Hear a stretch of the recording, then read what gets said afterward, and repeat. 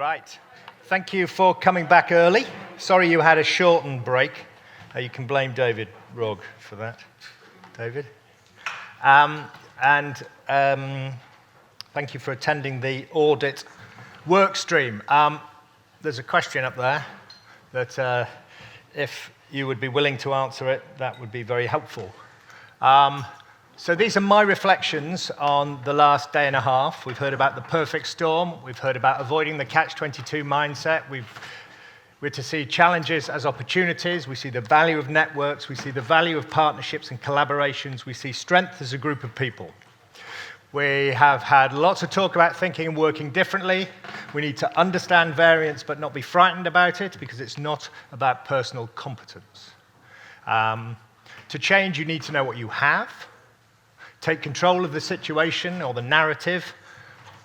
You owe it to yourself, I think Martin said yesterday. Start with why, what is our purpose, the power of data, and the data work stream that we've just seen started with baseline, where you're going, and what does it mean. And I think we are at the level of baseline.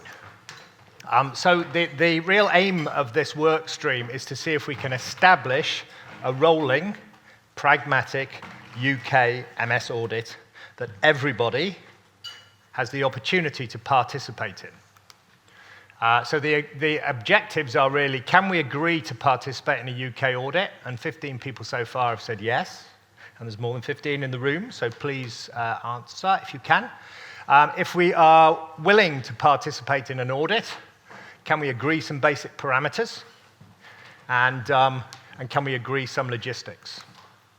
The format is, I hope it's going to be discussive with a few of the Slido questions and answers, and it would be really good to know the underpinning answers to any of the reasons why people aren't so willing to participate in audits, or etc. And there may be very, very, very clear reasons that we have to address if we want to engage with everybody, which is really what we want to do because the power of the group together. One could say that a consensus would be 67% majority. There's debate about whether that's fair, but I just put that in. We're going to go through some stuff, but we're also going to see some examples from the PD audit from Sue Thomas. The PD audit is something we need to learn from and be exposed to. Sue's going to present some national HES data. We heard a lot about that over the last couple of days, and we've seen this quite extensively in the data work stream. I'm going to show you a little bit of local data. We're going to, again, get into some of the issues of working differently. And I know we talked a lot about working differently, and people have said you've got to do things differently to address problems. We've got two really, really good examples, because that gives a tangible problem-solving pieces. One is Bernie's neuro-response mechanism, and the second one is Rachel Morrison's work from the Western Isles. Just a word on audit. It's not there as a criticism. It's really for us all to empathize with each other as much as anything. It's not meant to be competitive. It's not about who does best and who does worst. It will expose our strengths and our weaknesses. That's the nature of data collection, data analysis, data investigation. But for us, it's a vehicle for change. And the final thing is it is an evolving process. We've had some discussion in this morning's session on the data work stream about data quality, etc. Those issues will come over time. And improving, for example, and updating BlueTech forms, etc., are things will come over time as we start to use them more and more and we look carefully at the information. So that was question one. 100% of 31 people will be willing to participate in an audit. I can give up at this stage. So I don't need to explain why an audit would be really valuable, but it's for the care of people with MS. It's also for us, for the reasons that Gavin pointed out yesterday. Work is getting pretty uncomfortable, and it will get more uncomfortable over time. So we need to look at ways of addressing that, and I think audit will help us to do it. Another thing of issue I think is important is attracting people to the MS space. So the succession policies and addressing capacity. We want to make an attractive place for people to want to work. And the issue about creating a community, we've heard lots of talk about that, and I think it's so important. Sharing models of practice, which we don't tend to do. We do tend to work in isolation. Group problem solving, a repository for information and useful tools, etc. And we will have the strength to create a UK-funded audit hub, I'm sure, which will then underpin everything further. And we share the pain, which is better. So, you're on just to talk about the PD audit, please, if you will, and the lessons that we need to learn from it.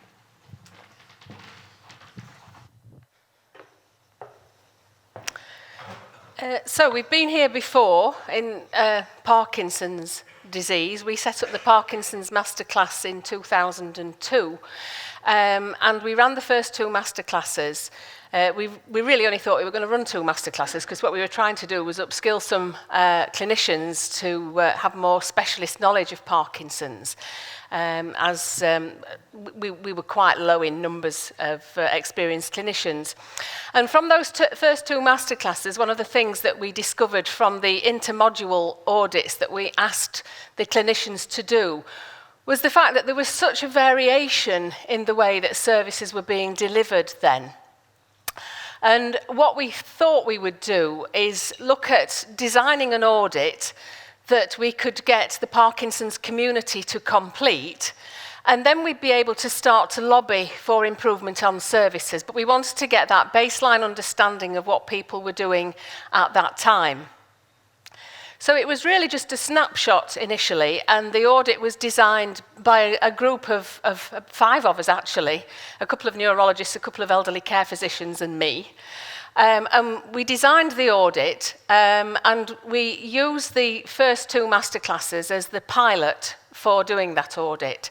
And so we used the Parkinson's standards, the NICE PD guidelines, as an indicator. And also, it's a long time ago, the National Service Framework for Long-Term Conditions in Neurology, National Framework. And there were some outcome measures on there that we thought would be handy to use. So that's now defunct. But, you know, it was a good start for us. And we developed that data. We just put it onto an Excel sheet, and all the clinicians that participated in the masterclass completed it. So there was real enthusiasm from the masterclass attendees to actually do that. They'd been really fired up by undertaking the course. They were really enthusiastic about improving their services. So there was no issue at all about them completing the data at all. We captured the data onto a spreadsheet. It was encrypted. We had anonymized patient data and put that onto a data capture sheet, and we looked at things like clinic visits for the patient data that we had. So our aims on this were to encourage clinicians to complete an audit against their local Parkinson's service, highlight areas of good and bad practice, and then to establish that baseline so that we could provide an externally completed report to start to understand what was happening in services and what was happening around service performance. So we looked at things like specialist medical assessment, nurse support, therapy services, NICE approved medication, about DAT scan imaging, because quite a lot of patients weren't able to access that, we found from our clinicians, and then which patients were able to access things like neurosurgery. And the service audit was completed by not only the clinicians, but also by the therapists. So we had strong multidisciplinary team involvement in terms of collecting that data. And in terms of the patient audit, what we did... Sorry, did somebody say something? What we did with the patients audit was actually examine new patients that were being referred into the service, and again audit those against what were the NICE and NSF long-term conditions quality outcomes that were there. And that audit related to the patient's first visit at clinic. So those were the 2 areas of data collection. And the first audit involved 18 centres. It was completed with the multidisciplinary team, and it was actually run by the masterclass faculty themselves. So basically, people returned the audit questionnaires to us, and then we had the hard slog of actually compiling all that data. And in actual fact, Dorothy Robertson, who was a geriatrician in Bath, did the majority of that collation, and then we wrote the report together so that we got a final report. And it was quite successful, really. People were very enthused about trying to look at their services and to develop that baseline, and they really felt that it would be a tool to lobby for service change. And when we did an evaluation of the masterclass programme after 5 years, we found that 75% of the clinicians that had attended the masterclass programme had actually set up Parkinson's services. So we felt very reassured that, you know, there was service change happening as a result of the work that we were doing. And these are some of the questions that we included within the audit. Fairly basic questions there. I'll not read them all out to you. You can have a quick scan through them if you would like.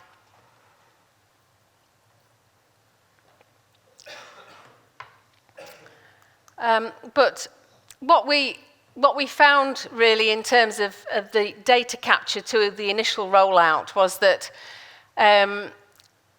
from that initial enthusiasm from our setting up the audit, we got predominantly elderly care clinicians that were completing the audit there. We had very low representation from neurology services. We had some issues in terms of we'd not indicated what a minimum sample size we wanted from the audit that caused a big variance. So in terms of the patients that were being reviewed, the sample size was 24 and it ranged from 6 to 100 patients. So we were learning things as we were going along. And there were some variations in terms of the data collection in terms of the centres when we were doing the patient survey. Some people completed the patient survey actually while they were in clinic. Some people did it after the clinic time, so we weren't actually sure whether they were, whether there was a little bit of variation there.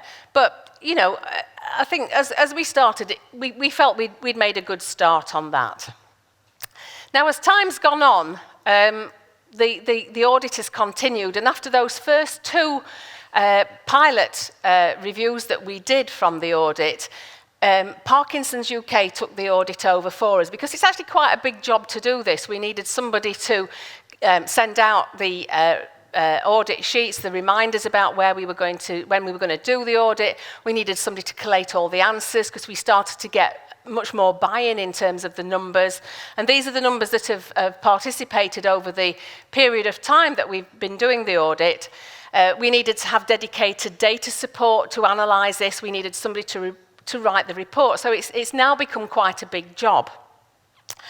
And it's gone over the years from the initial numbers from actually making it a national audit, from 59 elderly care physicians and 51 neurologists participating in terms of the service, to 138 elderly care and 121 neurologists in 2017. And the audit for 2019 is out now, and it's online at Parkinson's UK, and you can have a look at it in more depth. And if you want to register, if you're running a Parkinson's service in your area, you can actually register and look at some of the questions on there. So I think over that time span, we've had a lot more buy-in, but not as much buy-in, you know, that you would expect over that 9-year period. And I think from a personal perspective, some of the impetus has been lost in the fact that the charity has taken the audit over. And that's not being critical of Parkinson's UK at all, But it's been led by the charity, whereas when it was with the masterclass programme, it was led by clinicians. And although there is an academic faculty leading that audit now, there was still the kind of the enthusiasm from the masterclass programme in the first two audits to complete it and to try and make services better and to do something that had collegiality around it, because everybody was working together and networking together as a group of clinicians that were trying to improve services. So in terms of the outcomes from it, well, each individual service gets a report that enables them to compare themselves against their peers. And I think that that's quite useful because you can see how other people are performing, and you can use that as a lobby to try and get additional support into your services.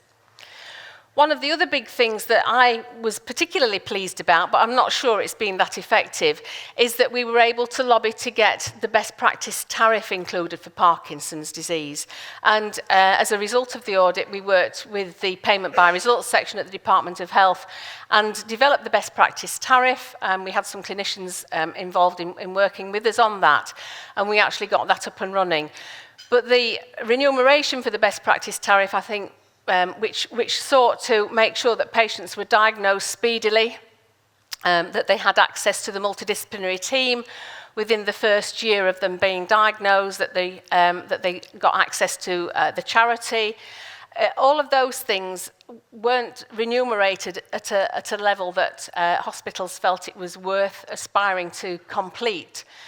So it was a bit of a damp squid in the end, but you know, it did help to support some areas that were not working as well as they could have been, and also to make the case for getting additional multidisciplinary support on there. And I think the other thing around the audit is it gave increased recognition to the multidisciplinary team. So the Parkinson's standards talk about having access to physio, to OT, to speech and language therapists. And we were really able to identify from this audit, because we got lots of physios, OTs, etc., that completed the audits on behalf of their departments and their patients. We were able to identify those areas of need within services where we didn't have them.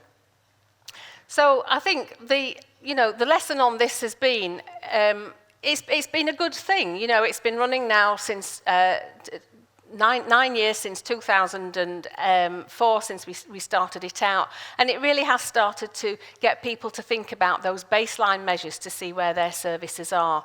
So we hope we can use the lessons learned from that to inform us on our MS audit. Jeremy. Thank you. So I guess one key issue is to keep it as simple as possible. So if we move on from trying to agree some parameters and not knock over the pointy thing, I think we can separate the parameters into immediate and future.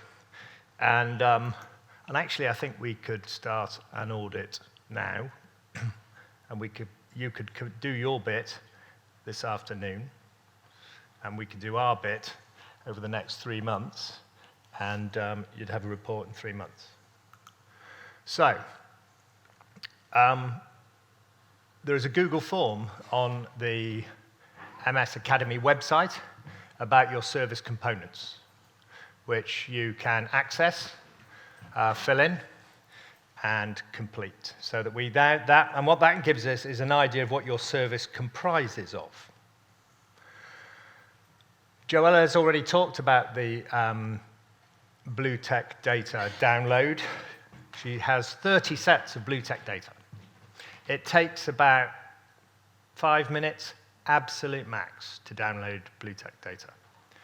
And if you were willing to do that and to send it to Joella, then we would then combine service information with prescribing. Now, that gives us information on number of DMT approvals, sample demographics, DMTs prescribed. In addition, there are 2 dates on the BlueTech form. One is the onset of MS symptoms, and the second is the diagnosis. Sorry, we have onset and diagnosis. So we then can compute time between onset to diagnosis, very simply, one date minus another. and then from diagnosis to drug approval. So we have time points in the pathway for people with MS, very simply. Now, we think we can get those dates added to the BlueTech download, don't we, Malcolm? So it should be really straightforward. If we have BlueTech data on prescribing, we plug it into the DMT monitoring tool to compute the monitoring requirements at each site. And Sue has access to all the HES data, and they can be then downloaded for each of the sites participating. So really, if you were to complete this Google form, which would probably take you 5 minutes, if you were to download your BlueTech data and send it to Joella, Joella had the time dates. I can't remember what they were. You asked? Last financial year. So, but we can, those me accordingly. Then we actually can do an audit very quickly of MS services, which I think would be a very powerful and useful thing to do. Gavin, in his timeline, talked about setting an audit starting in 2020. So we would already have useful information. You know, there are caveats with the data. We know that. It was discussed at quite some length in the previous session. But we would start to be producing formalized information. And those results will underpin part of the next audit, but they then become the potential for funding applications for an audit hub. So Sue talked about the requirements to maintain larger and more detailed audits. They don't necessarily happen on their own. So we will need to build that infrastructure. But to build that infrastructure actually probably takes, for each individual person, about 10 minutes of your time to download the information. There's a link.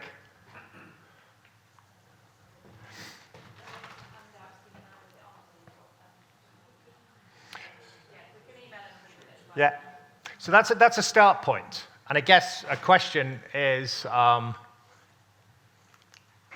this is accessing your, yes?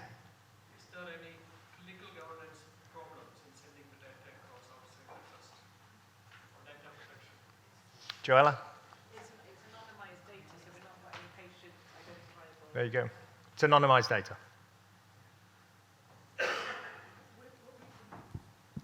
What we've been told is that a user from the trust who has user status at the trust can give, if they are giving their permission, then they can send the data on. So somebody in the trust has to, who's a registered BlueTech user would have to pass it on, but it would be anonymized.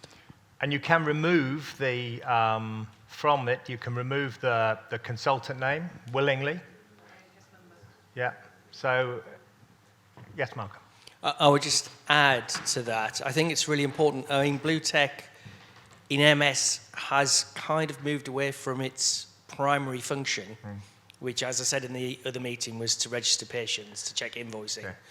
So I would ask all colleagues, whether it's the pharmacist, the nurse, or the clinician, just to talk to the patient to say, we are collecting this data, and do they give the permission for that data to be shared in an anonymized way? So it'll all be pseudonymized. But it would be useful for you guys to be doing that. Yeah. Yeah. And this is another access to BlueTech data. It has 4 stages. Honestly, it is very simple. You go to the website, you log in, you go to administration, you ask for the reports, you put in a couple of things here, and you get an Excel spreadsheet. It's remarkably straightforward. Yeah? How easy or how complicated is to consent to the BlueTech that we're going to? Such as consent compared with the data to be shared. That's a question for you, Malcolm. How easy is it to add patient consent to BlueTech? We could add I mean, if you wanted it, we could add a question. It's just ticking another box to say you've had patient consent, if you wanted it. but I don't think that's necessary. It's just about, you know, patients understanding that they are registered. It's just good practice to say that for NHS England has asked you to register their use of this medicine, and that data is, you know, that data can be available and will be used. And it's not just for MS, obviously, it's for any drug that's on Blue Tech. We do have, and that's still not come out yet as far as I know, a support pack that's all to do with governance around Blue Tech. And I keep getting it promised by the team that look after Blue Tech in NHS England, but it's not there yet. But once I've got it, I'll send it out to you guys. We'll put this also on the Academy website, and I expect Joe Ellis will be on there as well, so that you can download this blow-by-blow account of how to access your Blue Tech data. If patients refuse to give consent for their data to be collected on Blue Tech, and we don't do that, will we still get a challenge from NHS England for not completing Blue Tech? And can they be approved? Yeah. Why don't you two sit And together? can they be approved? Yeah. We're always trying to improve the Blue Tech forms, but in fact, Rachel knows we're pretty much looking at the blooming forms every week. Blue Tech has to be completed. It's a contractual requirement of the trust that you fill in the form for the Blue Tech. And if you don't, you won't get paid. I'm not asking patients' permission for you to put this data onto Blue Tech. What I'm suggesting is that if you're going to use it in this format, then I think it's good practice to tell the patient that's the case. And if they say no, then that data should not be shared centrally. In terms of operationalising that, can we not have some form of disclaimer in their DMT clinics? Yeah. Just a notice. I mean, what often Wait for happens the is... information governance team to get all over it. Obviously what you don't want to happen is for you to do all this work and then some patient says, what's my data doing? Is this my data on here as well? Obviously, patient groups are very important here because they can also encourage their members that this data is important and, you know, can say what we should be doing in the future. So it's going to help patients as well at the end of the day. So hold that thought. I'm going to have to work out how I run in a less effeminate way. Thank you for that. No, I agree. We absolutely have a role. I guess I'm a little bit. It's Blue Tech is England only. Is the other thing. It's only a system that exists in England at the moment. So we need to kind of figure out how we make this truly UK-wide, and also how we involve people with MS more than just consent. Sure, and that becomes the next stages. I guess the point here is that we as a community can move very quickly to produce a collective amount of data on MS in the UK or in England, and that will be very valuable for us moving forward. And I guess if your view is that if we start the process, we build on the process, that's part of the buy-in. Have you got, David, you're going to get your trainers on. No, I actually think it's an incredibly valuable exercise to initially understand what we can do now, and build on it, and to make it really clear. You know, we as an organisation really want to work with the community to make this happen and make it a really ambitious programme. So I guess one of my questions would be, has anybody not submitted their Blue Tech data to Joella for very specific reasons? Does anyone feel they are not willing to send it? Well, that's obviously excludes you from the Blue Tech bit of the audit. Where are you? Okay, so that makes life a bit more complex, but I guess in the concept, then you have, you would just go down as a missing site in relation to your prescribing at this point in time, and then we work with you to work out how we can access your data, if that's possible. They have access to the answer to the question on another database. So if you can answer your prescribing habits, Then it can be, yeah.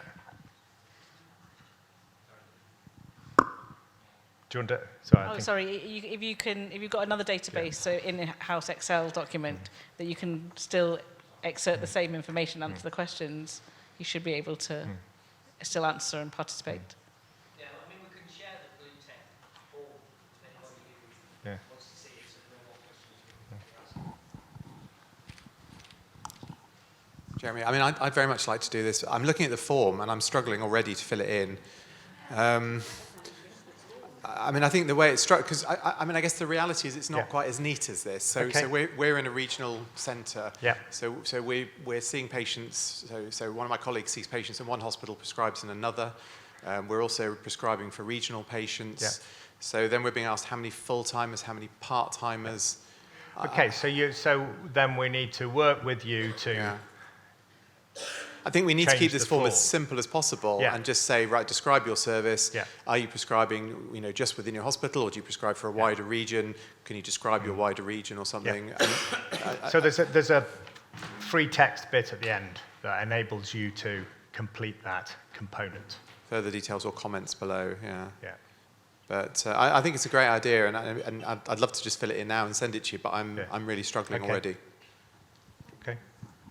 So we'll work with you on that. This will be available for anybody who wants to, who had struggled with the BlueTech download, but it's incredibly simple to be able to download BlueTech data.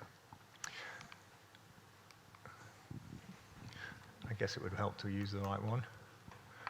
So we've talked about that. So, and this is now just an example of what Sue can do with the HES data. From the sites, there's the point. It's very small, this picture.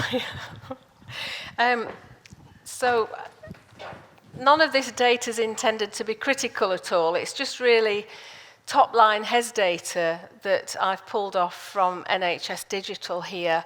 And I took Hussein's point about the fact that this isn't CCG level data, it's actually looking at the STP configurations there. So we can actually pull down CCG level data, but the numbers are fairly small.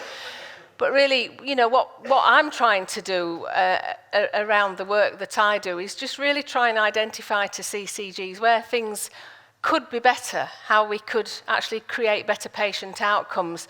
Just really trying to look at some of those top-line things around hospital admissions. We can get day case data on here as well. We can look at excess bed days, all of the things that CCGs have to pay for. Because when you look at MS Care, it's a split between specialised commissioning and CCG commissioning. And the bulk of the cost is around the CCG. They just don't understand that the money they are paying for MS patients, and I think that that money could be reinvested into services. So, this is some of the data that we can pull out around hospital admissions and the usage of people into. I'm trying to use the pointer here to move the slide along, and the types of usage that patients are having in terms of their hospital access. And Jeremy asked me if I would pull off the Southwest region's data. I did a meeting with him last week down in Exeter and pulled off some of the data there. And again, this is probably a little bit too small, but on this chart here, it's just a summary really of elective and non-elective admissions that we've done and the costs associated with that, the readmissions and the day cases. And again, it's not to be critical at all of the services. We've got different sizes of trusts here. We've got different access routes for patients, but it's just really trying to identify what's happening in that area so that we can get a baseline and understand what's happening to patients. And if you look at it in further detail, I've just put this into spreadsheets, but you can start to unpick, why people are going into hospital. So the purple colours here are the patients that are going in with urinary tract infections, and then things like chest infections and pneumonia and falls.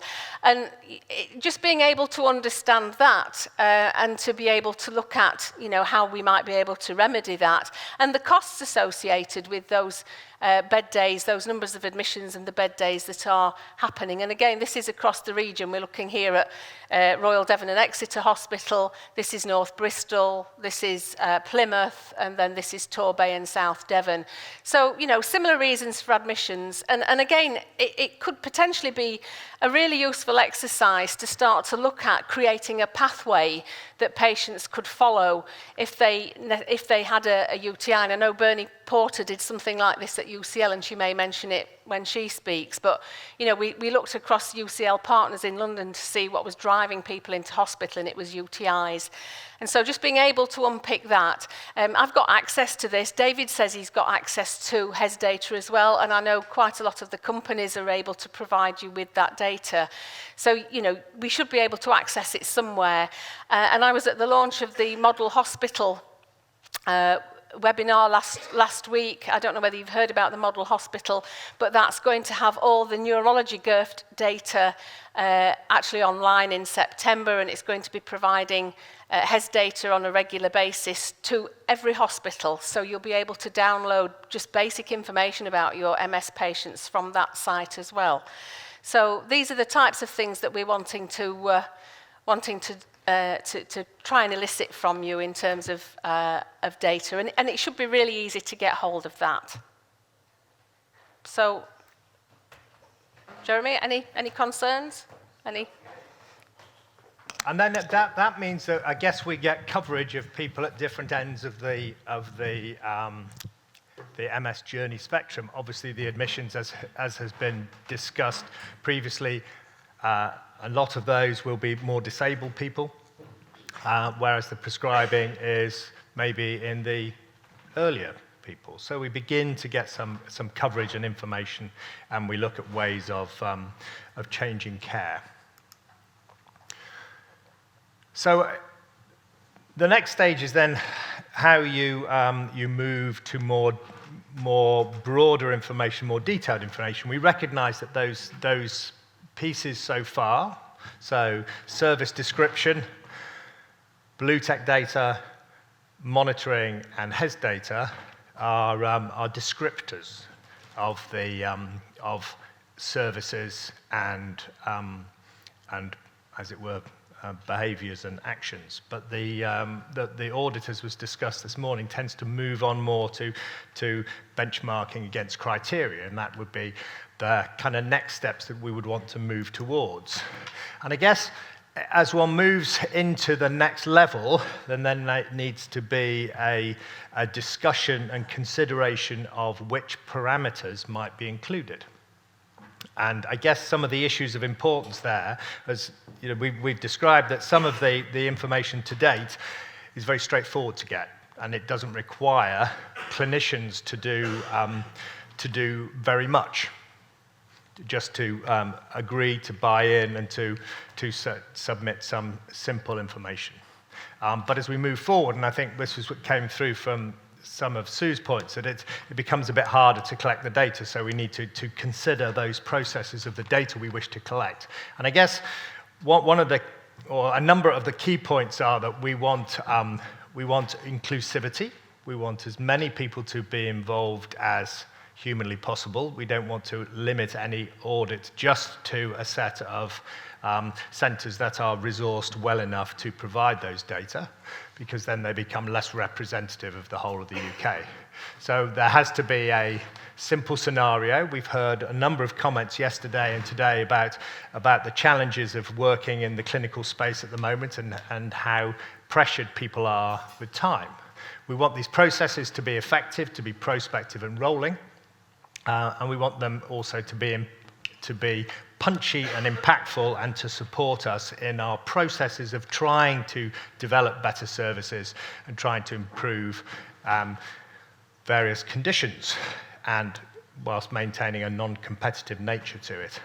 And I guess that there are kind of different levels that one can look at. We could consider as many people as being involved as want to be involved, but people provide different levels of data sophistication based on what they are able to do at those time points. And that then maintains the inclusivity. So that the data we've already talked about, which I think would be relatively straightforward, could be an ongoing rolling process every year from everybody without too much difficulty.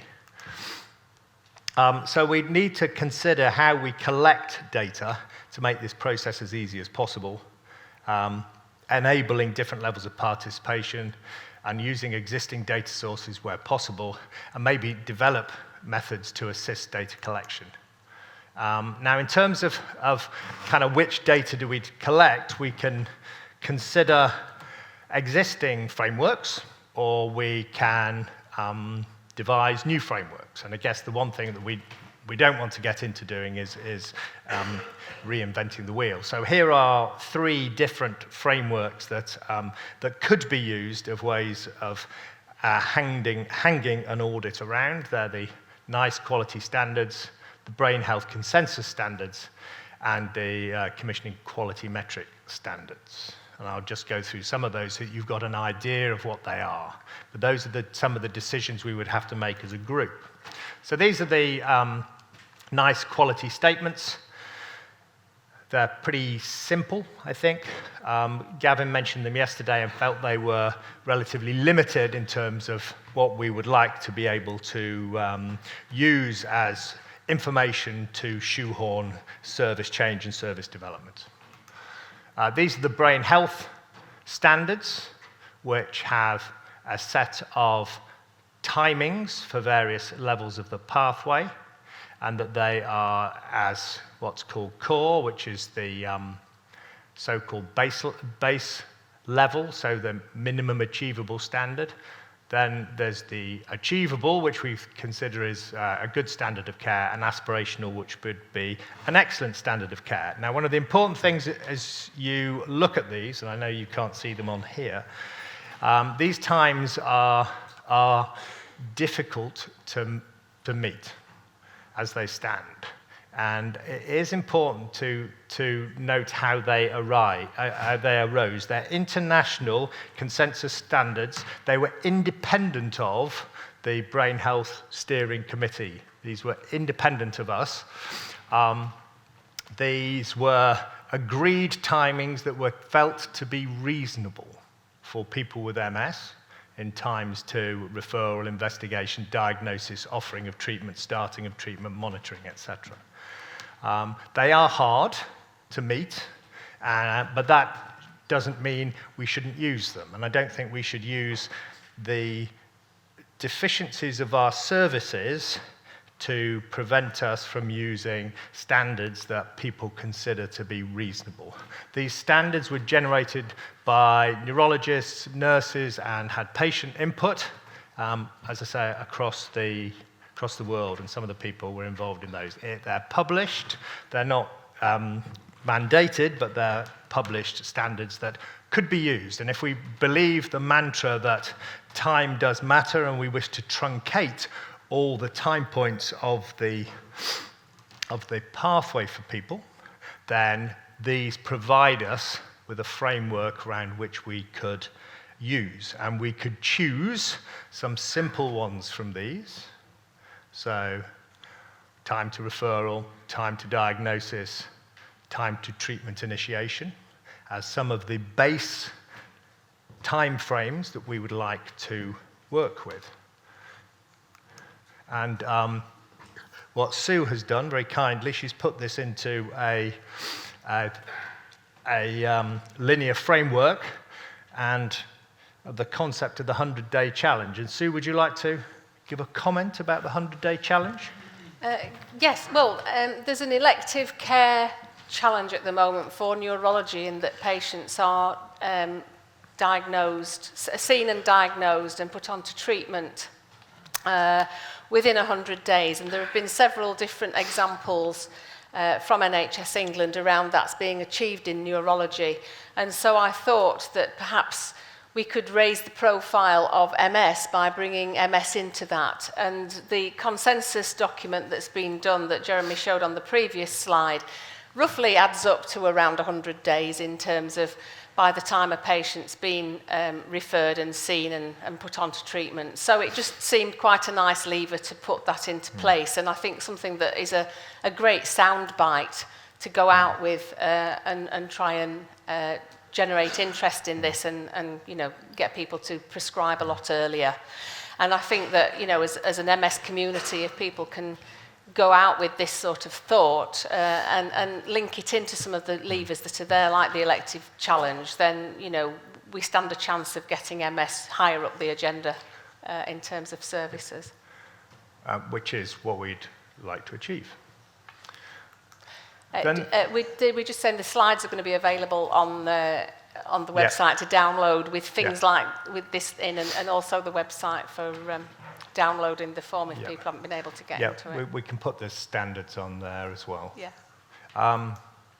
So these are the, this is a piece of work around quality metrics in MS, and this comes in two formats. There's a clinician-completed questionnaire and a patient-completed questionnaire. And again, they are very simple. You can't read them so easily on there, but there are copies on the... Okay, so we've got copies here that we can give you out, but they are simple questionnaires to be completed on people, and then patients complete similar sorts of information, and these were identified as some key areas that may be valuable to collect. Again, they're around information and timing. This hasn't been published per se, but it has been presented at the ABN earlier this year. So I guess based on those frameworks, do people think that looking at timings is a reasonable framework for auditing our care? So you've got your options. Would you, if you were choosing this, would you want to go around the NICE standards? Would you want to use the brain health standards? Would you want to use some of the quality metrics, which was a Roche-funded piece of work? Or would you want to pick and choose from between them?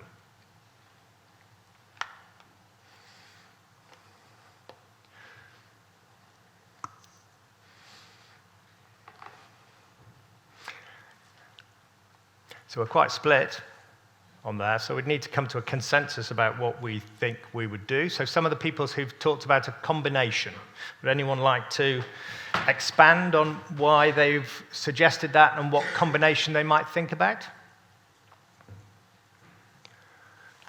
Karen, yes.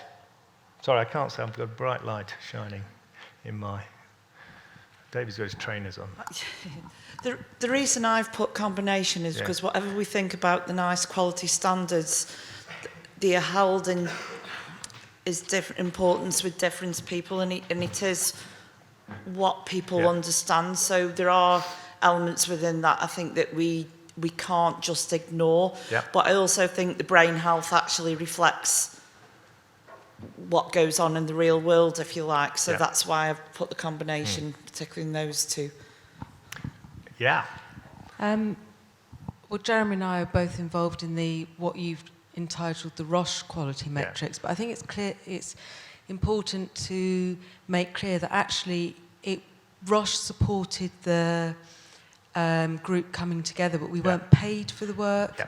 And actually, we looked at all the quality standards that were already there, including the NICE and some that the MS Society had produced and others, and actually tried to bring that all together as a combination of all of them, of what we thought was best. And I think, I know no one voted for it, but actually no one's seen it either. So I guess, and I guess some of this is that to move forward at this stage, that would need to be us to come together as a consensus group. So people who are keen to buy into an audit, then we would move through the process of choosing which standards would be used at that Absolutely. stage because it hasn't been. But each of the clinicians that were involved in that piece of work were actually funded by the NHS to participate. It was done in our work time, not as extra money. Yeah. So, but that, I guess whilst we are doing the first part of the audit process, then we have the time to set up the next stage. And then there's the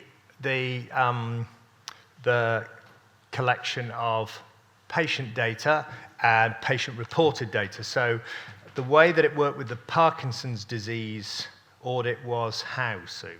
So it was patients who were being referred for the first clinic visit, so for diagnosis, the Right. time, so some of the questions related to the time from referral to diagnosis to the first clinic appointment, and then what was prescribed and the services that the patient was given access to. So it was based around that. Okay, and what numbers of people per site, or was it over a period of time, like It was the stroke audit? it was over a period of time. So the lesson that we learned was from that we need to have a target number of patients that we actually look at, because we had too many variables in it. With having so many, some centres had done 5, some 6, and some had done 100. Yeah.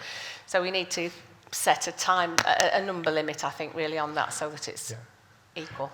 So as a simple starter, you could start with 10 consecutive people going on to a disease-modifying treatment. Yeah. From a certain time point. Yeah. And then collect data on those across multiple different sites. So I guess the question for everybody is, would you feel that process is possible? Would you feel it would be reasonable if, let's say, starting in February 2020, you collected or reported certain data, as yet to be agreed, on a limited number of people? And that they could be consecutive people going on to treatment in the first instance if we are looking at certain timeframes. And remember, this is a process of building an audit over time rather than developing the final article at the beginning. We are trying to build a process of data collection and working. So is that reasonable or not? Does anybody think that's not reasonable, or does anyone think there are better ways of doing this? Do I take it that Joella's going to... It does focus all the patients are going to be on DMT, so Yes. our whole population. Yeah. And again, that's why I say this is about developing processes. So I think it's about how we build the concepts of enabling people to provide data in a way that can be done across multiple different sites to enable an audit that has more gravitas before it, because it is highly representative of the country or the UK. So. One of the things that I have done with other CCGs is actually to do some patient-focused type groups where we've got patients together and we've actually got data from the patients around their experiences of using services. So that would be something else. And there's loads of different ways to consult with patients. So you could look at patients with primary progressive and secondary progressive MS through those routes, and we've particularly stipulated those types of patients, and even gone and done one-to-one interviews with patients who were very disabled to include those in parts of the audits. But kind of through this group as a group wanting to participate, those are the parameters that we would focus on over time and decide. And I guess we would have a number of months to decide before we launched into that at the beginning of, or sometime in 2020. I mean, Gavin's point on his timeline yesterday was to have an audit as of July next year. And this is just to, I guess, we looked at these timeframes around the brain health times, and this is just so that you know what our service is. We had 1,634 people on Sunday evening when I left. We've got over 600 on treatments. We've got one part-time consultant neurologist, 3 part-time MS nurses, a full-time coordinator, 3 admin teams, and an SPR who we have a little bit of his time temporarily. And we've produced three posters on this, tunefully titled, "How long has this been going on?" I said, "Hey, what's going on? And give me the drugs." And essentially, "How long has this been going on?" was time to referral. This is time to diagnosis. This is time to treatment.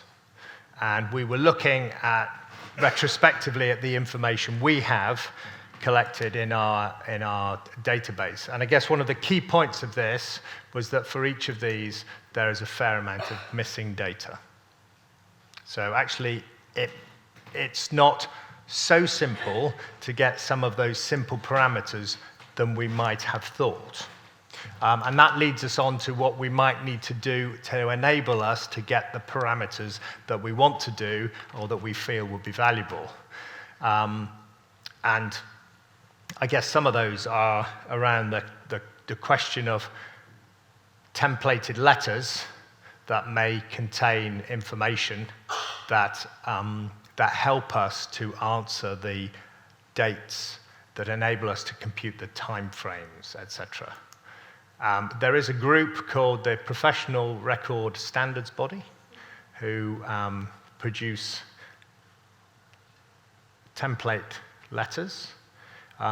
These are kind of generic concepts at the moment, but there are these and others who are interested in kind of working with groups to form templated letters that would help to collect the type of data and in many ways guide us to some degree in our consultations. And you can form these templated letters really simply. So we have formed template letters for reporting on scan reports to people with drop-down boxes, and the letter comes out looking a bit like that. And once this is all filled in through our admin team, once they are, as it were, agreed off by one of the clinicians. So these are valuable ways, and they give us all the information, or at least some of the information we need. And I guess one of the questions is, would people be willing to use templated letters if it would help them in their consultations, and it would help them to gather the type of data that we want to use? So most people are saying yes.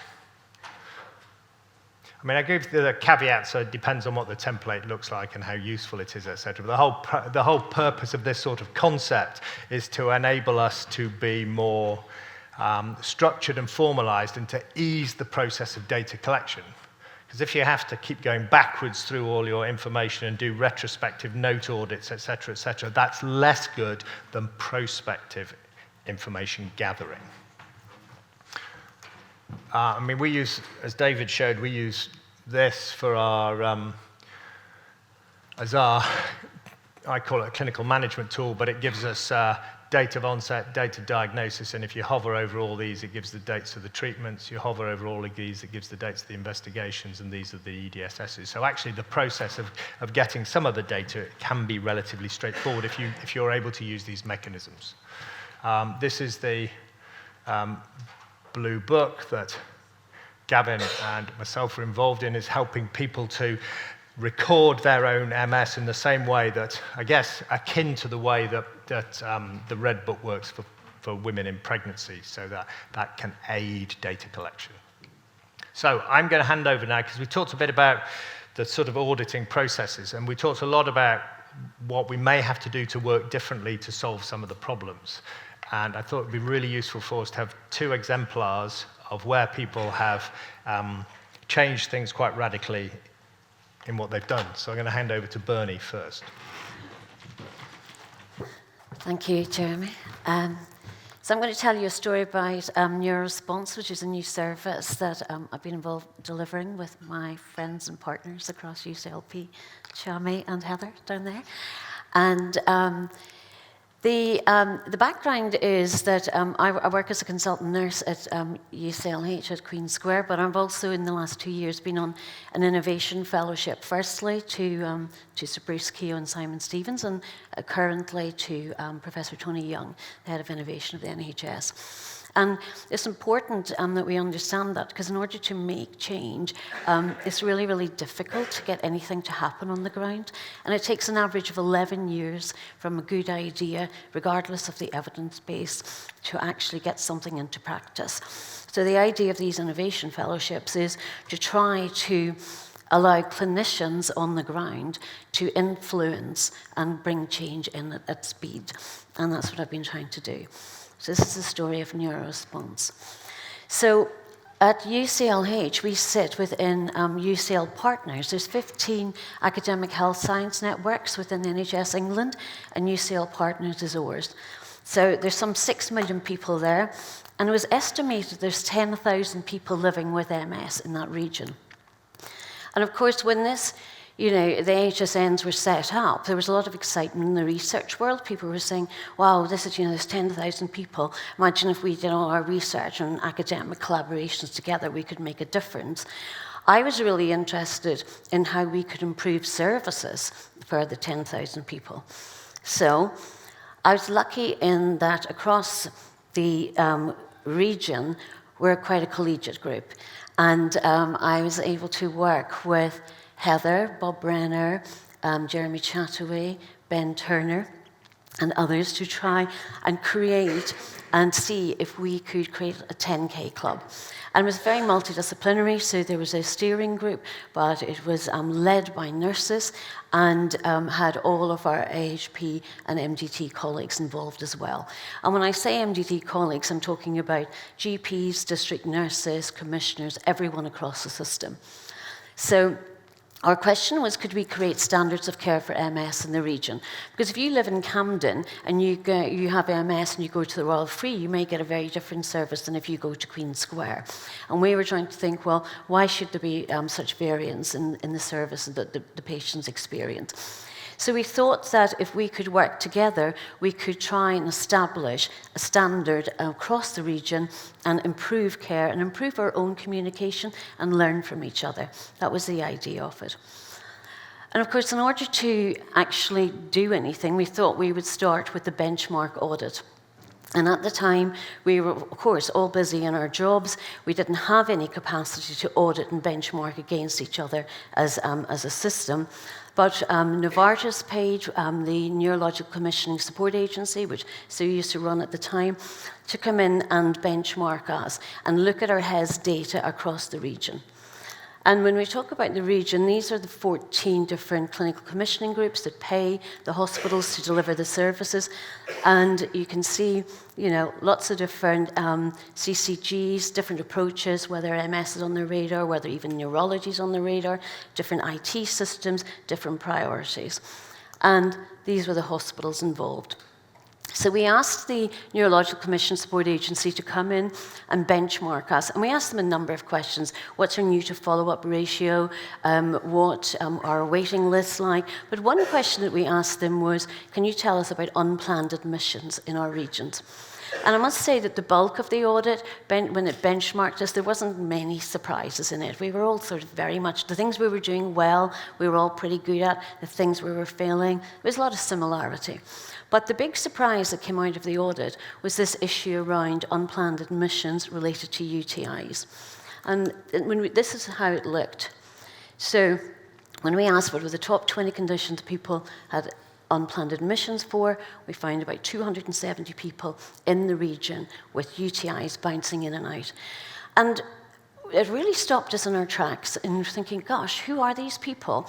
And when I looked at the data at Queen Square, I found 27 people with lots of different admissions in and out. So here we are, we're sitting at Queen Square, but down in Euston Road, people with MS were bouncing in and out of A&E off the radar of the neurology team on the MS services.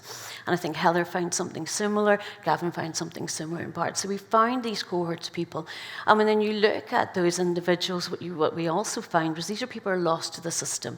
These are people who developed progressive MS, stopped coming to their appointments, perhaps they had transport issues, lots and lots of issues. So we're going to have to deal with that. We're now uncovering this, and of course we've now got treatments for progressive MS.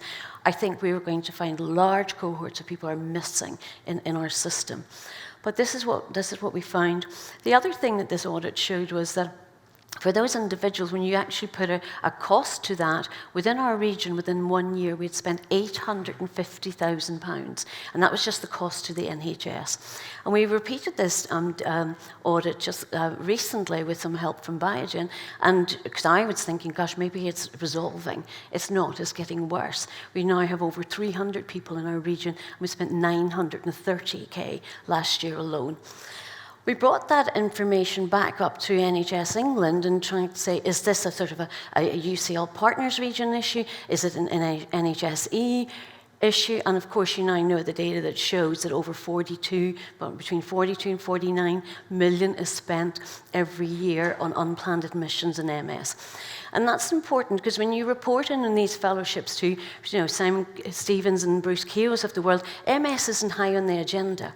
But when you start and say, do you know what, you were spending 42 million a year on unplanned admissions that were preventable, they listen.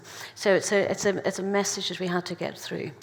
So what we did was, when we found the audit data, we wanted to understand what it meant through the eyes of the patient. And we were really lucky that we had Annie Lafferty from Northumbria, who's an absolute guru on patient engagement. And Annie came into the system and she brought the nurses and people from Shift MS and anyone that wanted to come, and we did a crash course on using the King's Fund evidence-based co-design. And we had the toolkit, and what she taught us was to go out and speak to the patients, go into their homes, record them, ask your questions, hear their stories, and that's what we did. And when we went out and asked patients and said, you ended up in A&E last week, tell me the story. What was your story? People said, well, you know what, when I get a UTI, I try to get through to my GP. It takes me forever to get through.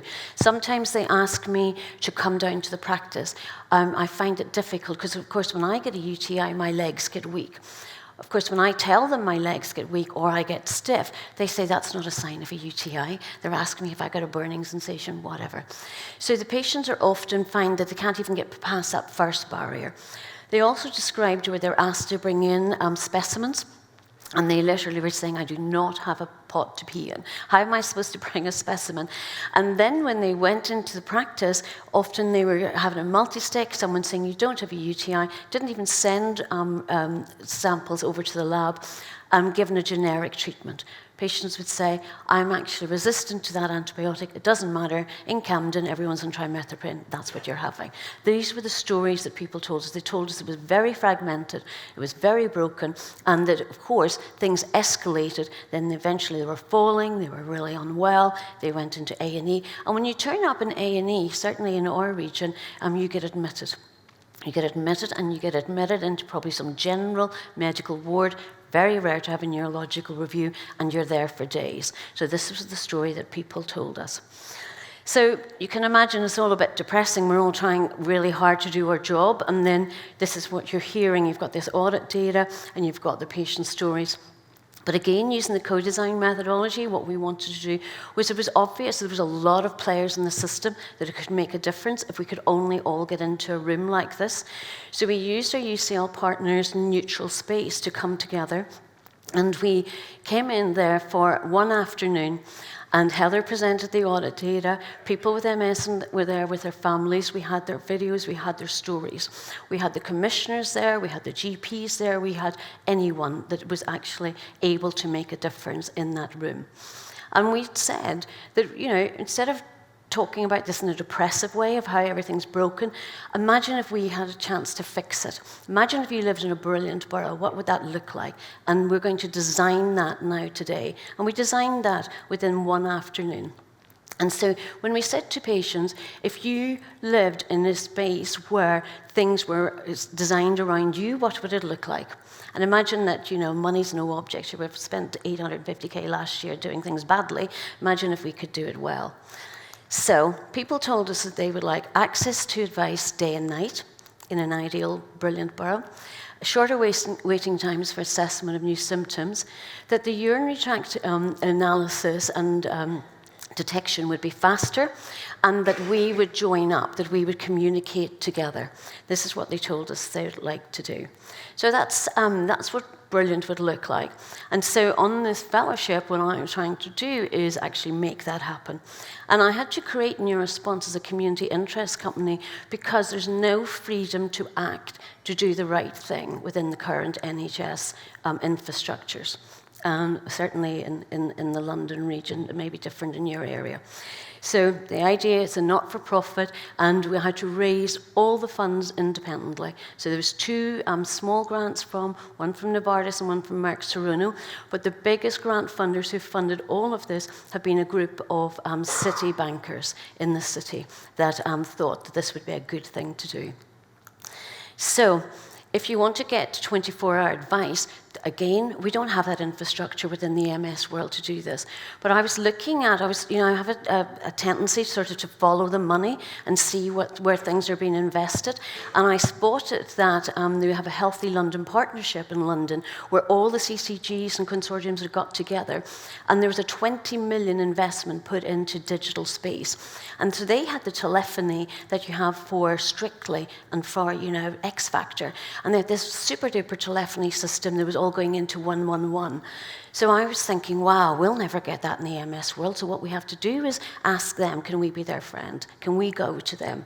So I went to them, and I went to the NHS 111 teams, and I said, I know you're a generic service, but what I would like to do is I want to create a neurology hub within your service. I want to bolt in to your telephony system and your platforms.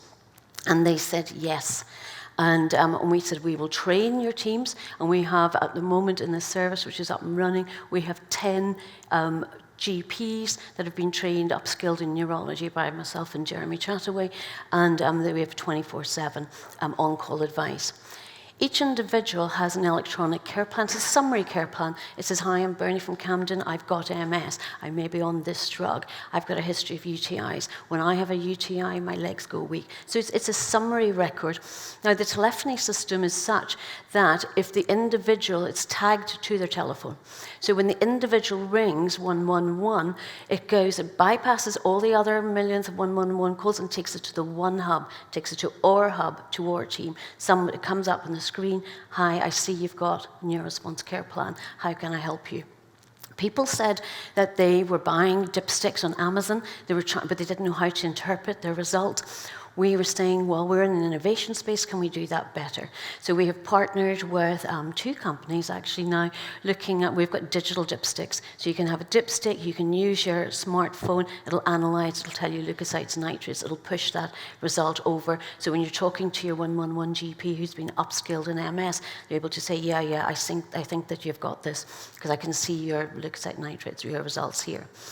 We give people kits at home. We give them literally pots to pee in, but we've got them there. We've got them QR coded with all their information, so they've got that ready. And because they're living in a brilliant borough, they told us when they're unwell, they don't want to be going anywhere. We need to come to them. And that's what we do.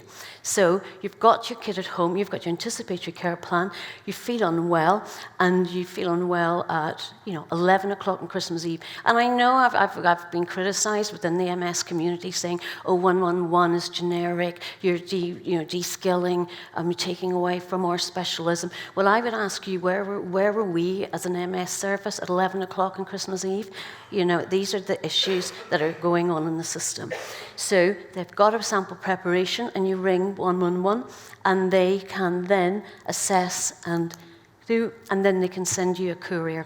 A courier will come to your home, and within an hour will pick up those samples, bring it in, fast-track it through our lab, and begin a triage system with your doctor, which will be, are you okay to self-monitor? How long are we going to wait in the results? Do we use an antibiotic on a guesstimate on your past history? We can e-prescribe your antibiotics. We can deliver your antibiotics as need to be, or we can actually, you may need to be in A&E, and we can send that directly with the London Ambulance to your home, or perhaps have a GP from your community come and visit you at home. And we do that all within a secure data NHS system messaging. So that's what we've been doing. And it's a work in progress. The data for the first year was, again, saying that finding our most complex patients, we're not going to find them in NMS registers. You'll find them with your GPs, you'll find them with your district nurses. The first 5 people that we worked with in Camden, we case managed. We have got the data from them appearing at the Royal Free. 3 out of 5 of those individuals appeared 11 times in 1 year, and each time they were admitted, it's 68 days between them. In hospital. We put this intervention in 12 months, 0 presentation to A&E related to UTIs. And we're now in Barnet with the goal of recruiting the 500 people that live with MS onto the platform, gathering the data, make the case for change so that the NHS commissions models like this as a new model of care. So that's where we are. Thank you.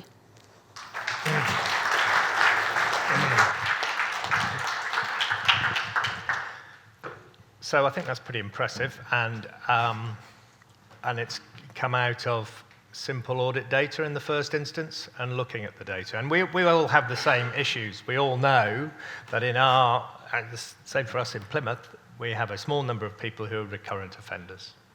So this concept is something that could be used on a national scale. It is something that if we are together in our audit, then actually we'd have a greater access to evoking change in this space. So, next person. Rachel.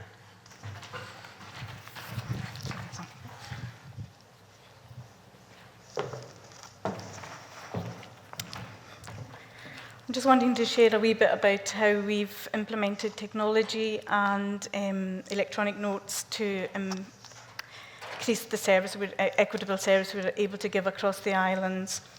I work in the Western Isles of Scotland, and for those of you that don't know where that is, we're the islands off the west coast of Scotland. We have 26,000 population, and we've covered about 150 miles of sparsely populated islands.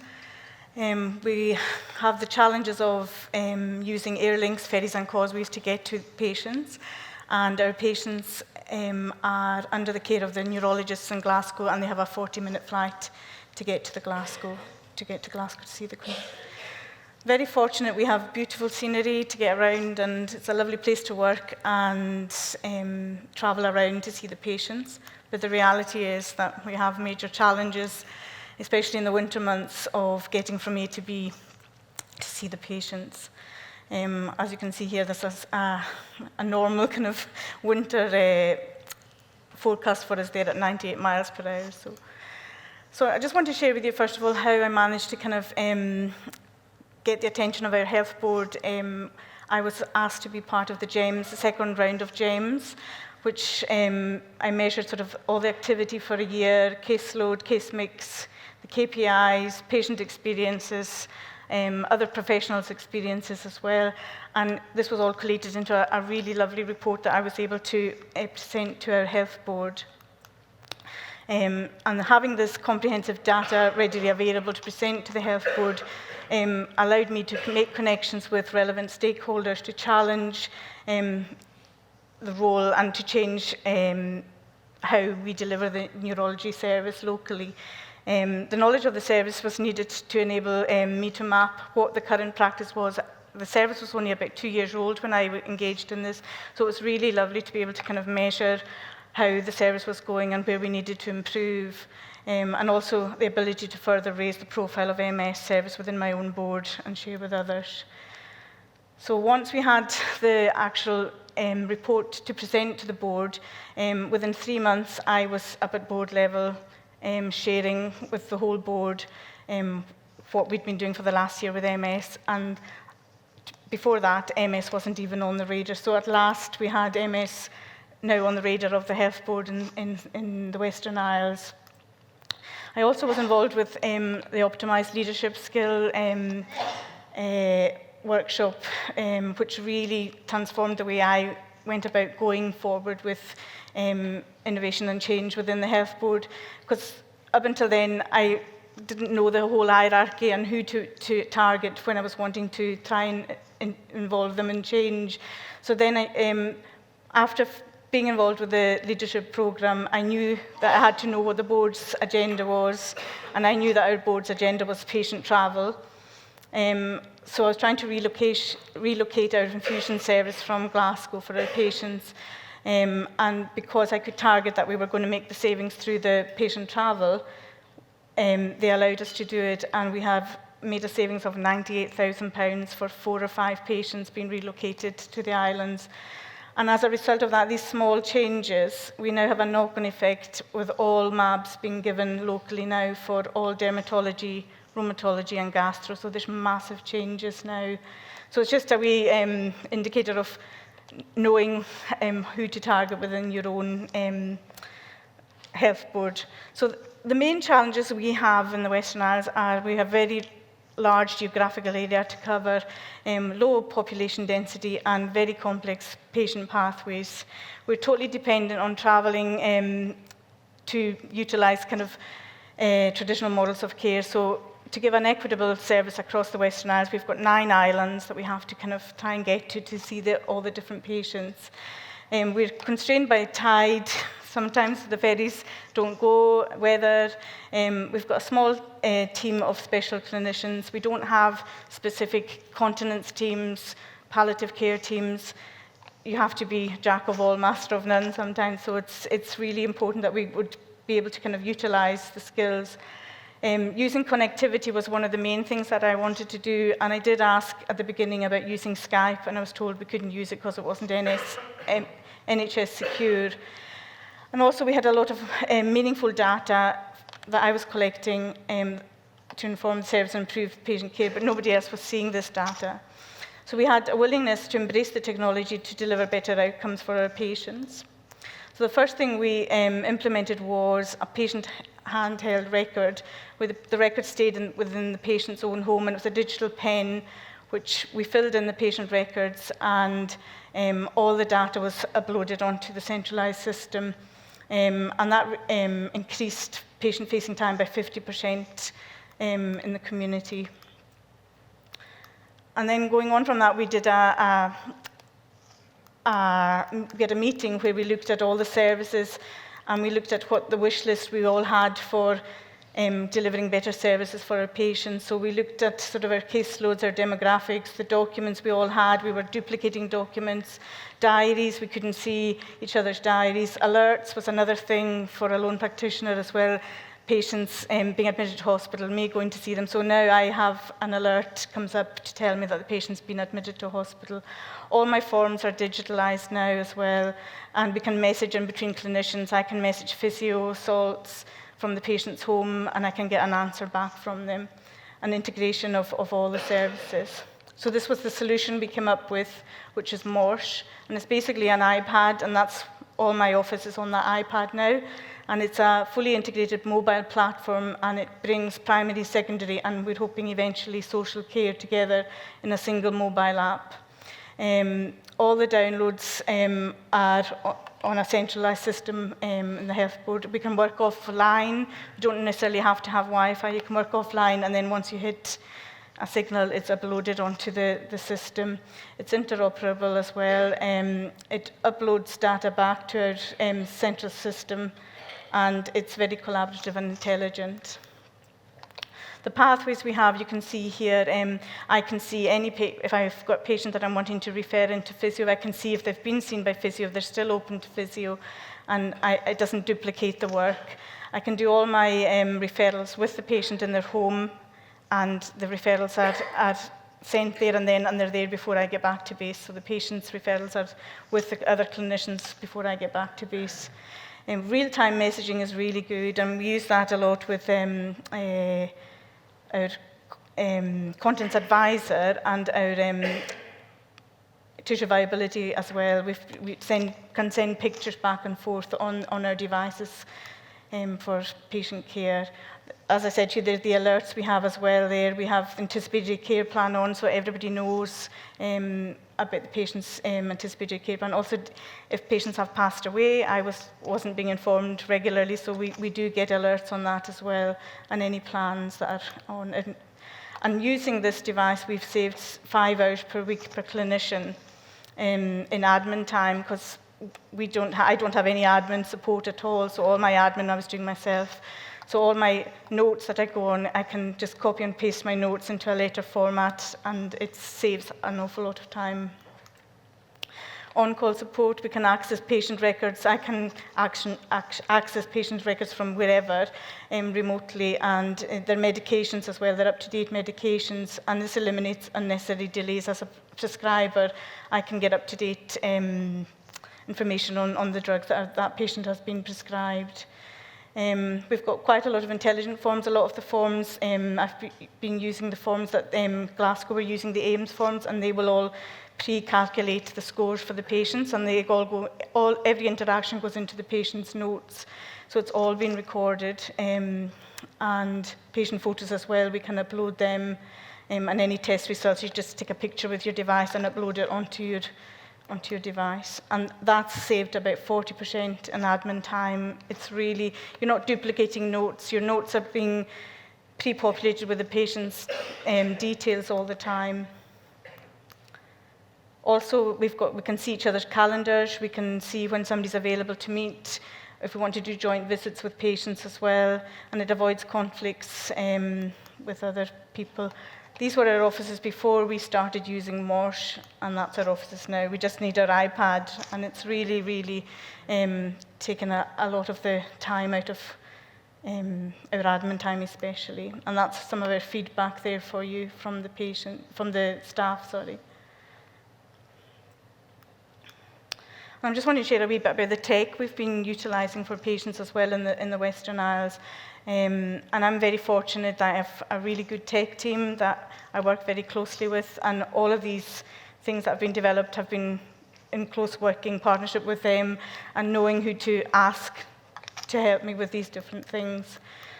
So the tech team that we have are Ian Traynor and Liz Fowler, and they have helped research source funding and roll out kind of tech support for home monitoring, outpatient clinics, ambulatory monitoring, inpatient monitoring, and integrating our health and social care monitoring and remote diagnostics as well. So I'll go on and tell you a wee bit more about them. One of the main things we use is Florence, and it's a web-based clinical interface that collects data from patients via their mobile phone. So you can bespoke this to collect whatever data you want to collect from your patients. All they need to do is have phone and consent that they're happy for you to be texting them. It's free to the patients. They don't have to pay anything. So at the moment, the items that I've been collecting using Flow were blood pressure and weight for patients wanting to keep an eye on their blood pressure and their weight. They take readings at home and send them in. Weight as well, and they felt that maybe weighing themselves at home, they would be more likely, if they had to send in their weight by a text, they would more likely to try and kind of monitor their weight. Pelvic floor exercises we've sent patients up to maybe 8 texts a day, which seems a bit a lot, but actually patients have done very well by getting the texts and remembering to do their pelvic floor exercises. We've done sleep studies as well, using Fitbits and different devices to collect data, and have sent that down to sleep specialists on the mainland and had advice from the sleep specialists on how to treat these patients without them having to even go off the island. Exercise tracking and weight. We use as well the texting service to encourage people that have been seen by a rehabilitation service and given exercises, simple exercises to do, and they get texts to remind them to do their exercises on a daily basis. Medication compliance as well has been really good as well. Patients get a text depending on when they need to take their medication to remind them to take their medication. They text back to say that they've taken their medication as well. And also symptom management is one of the ones we've just launched, and that is looking at symptom tracking and relapse identification protocol for MS. So that just goes through the normal protocol for a relapse, and patients, if they text back to say everything's fine, they don't get a further text that week. But they get a text every Monday to ask them how they are, And to begin with, we thought this would be quite intrusive for patients, but actually patients actually like getting this text, and it's reduced the amount of phone calls you're getting on a weekly basis about things as well, because patients feel that somebody's actually interested in them. We've used it also as well about the problems with the regular blood checks and all the different types of weeks and months of monitoring we have to do to keep a record, and patients get a text to remind them about their bloods. And I had a medical student did an elective with me last year, and she looked at the service, and our service has gone up from 70-80% to about 100% since we started using the blood texting service for patients. So you can withdraw lots of data from Flow, so you can look at sort of get them in graph readings, you can get them printed out if they're going to see their consultant at the end of the year. Our patients have an annual review in Glasgow, so we can print off that if the patient wants to take that with them. We also use Attend Anywhere, which is a virtual clinic, because we've got the complexity of covering the 9 islands. I was really keen from the beginning to have this equitable service for patients. So Attend Anywhere is basically a web-based platform that helps healthcare professionals offer a video call assessment to their service as part of their business as usual day-to-day operations. And for me, it's been really good. Obviously, I feel you have to build up a relationship with the patient first before you would start to use these. And I always see patients face-to-face first of all. But for patients that are working, this has been revolutionary. We had a fisherman that worked off Aberdeen, and he couldn't, every time I went down to Barra, he was never there to have his consultation. So he used to just beam in from his phone in the trawler. So it just means that people can still have support in different ways, and just embracing that not everything has to be delivered in the same way. And apart from the internet access, all people need to use Attend Anywhere is the Google Chrome web browser on a computer or a mobile device. And it's revolutionized people kind of not having to take time off work to attend appointments and things. So this is the dashboard you get when you come into the service, and you can see the MS service there, and I'll know that there's patients waiting for me, and they go into a virtual waiting room themselves where music plays and they're just waiting to be seen. So basically, it gives an equity of service, so anyone can access the service without the need to travel. Virtual drop-in clinics, so I've got a dedicated time for people to access the service. So I have a morning every week where patients can come in via the waiting room. I have a rapid access clinic as well, and that gives us an equitable service across 9 islands. We also offer, obviously, telephone as well for people that don't have internet. But we also have a brilliant team called Empowered who will go around and empower patients to be able to use technology in their own homes. And it's quite surprising, those that do embrace using technology once they've had the support to use it. I've also used virtual outpatient clinics. We have a rehabilitation consultant in Inverness that we've used going into patients' homes with my own laptop and just doing the consultation from the patients' homes. And patients that have not had any contact with a consultant for years and years are now under the umbrella of a rehabilitation consultant. So this is just a wee case study of a patient. I don't know if you can read. Can you read that? Is that coming up? Basically, this is a patient that was a 29-year-old lady that was admitted to hospital with increasing seizures. And she was admitted to hospital, and we were looking to discharge her home, and we had huge issues with her safety in discharging her home. One was her own safety, and one was the child's protection, and also the social isolation of her being at home on her own all the time. So there was an awful lot of increased stress around the patient's family then as well. So it's not about thinking outside the box, it's about realizing there are no boxes for us to actually fit people into. So I'll just go through this quickly. This is what we actually put into the patient's home. It's a robot that patients can use in conjunction with their community alarm, and it's driven by their partner, by their phone, to keep an eye on them at home. Sorry, I've run over. Sorry, thank you.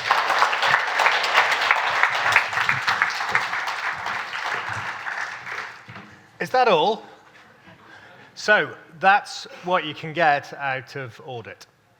And I think we've had 2 fantastic examples of really innovative, thoughtful, problem-solving work that comes out of relatively simple data.